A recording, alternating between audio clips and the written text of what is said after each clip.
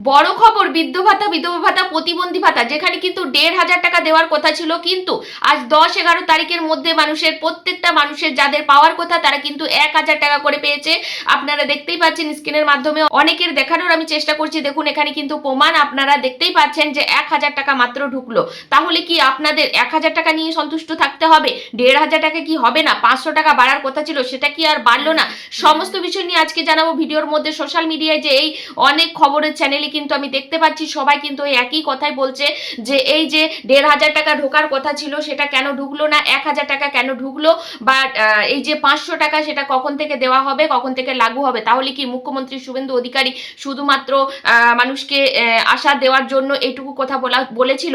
আশা দিয়েছে শুধুমাত্র, টাকা কিছুই বাড়ানো হবে না, এমন কি প্রশ্ন সবার মনের মধ্যে উঠে আসছে। তো চলুন আমি দেখে নেবো যে পুরো সত্যিটা কি, সঠিক সত্যিটা কি, কখন থেকে আপনারা ১,৫০০ টাকা পাবেন, ১,০০০ টাকা কেন ঢুকলো। সেই জন্য অবশ্যই ইউটিউব চ্যানেল থেকে দেখলে চ্যানেলটাকে সাবস্ক্রাইব করে নেবেন, ফেসবুক থেকে দেখলে ফলো করে যুক্ত থাকবেন এরকম আপডেট পাওয়ার জন্য।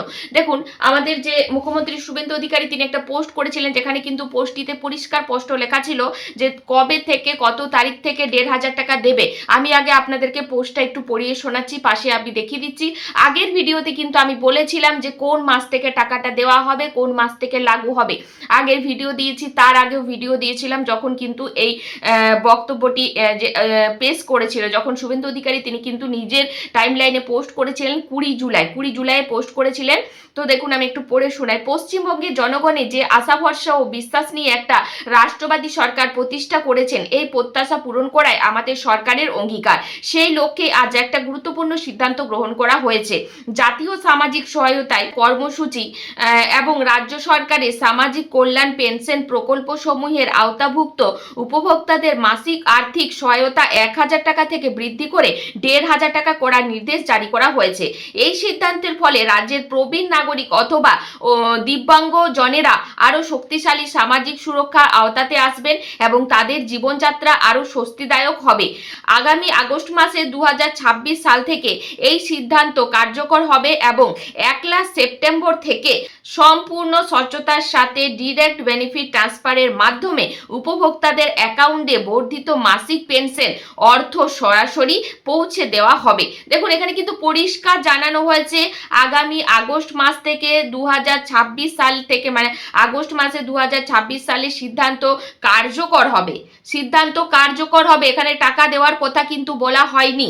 ১ সেপ্টেম্বর থেকে সম্পূর্ণ স্বচ্ছতার সাথে ডিরেক্ট বেনিফিট ট্রান্সফারের মাধ্যমে উপভোক্তাদের ব্যাংক অ্যাকাউন্টে বর্ধিত মাসিক পেনশন অর্থ সরাসরি পৌঁছে দেওয়া হবে।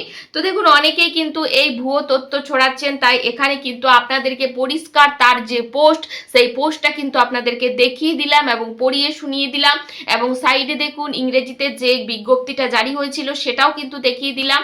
তাই আপনারা চিন্তা করবেন না, ঘাবড়াবেন না বা আতঙ্কিত হবেন না, কোনো ভুয়ো তথ্যতে কান দেবেন না, কারণ এই যে পোস্ট, সেই পোস্ট কিন্তু সেপ্টেম্বর মাসে স্বচ্ছতার সাথে ডাইরেক্ট বেনিফিট ট্রান্সফারের মধ্যে টাকা দেওয়ার কথা বলা হয়েছে।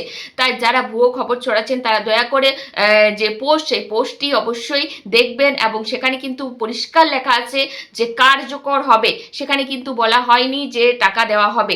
আমি কিন্তু আগের ভিডিওতেও বলেছি যে আগস্ট মাস থেকে না হলেও সেপ্টেম্বর মাস থেকে টাকা দেওয়া হবে, লাগু হবে আগস্ট মাস থেকে, কিন্তু সেপ্টেম্বর মাস থেকে টাকা দেওয়া হবে, এমনকি তিনি পোস্টও করেছেন।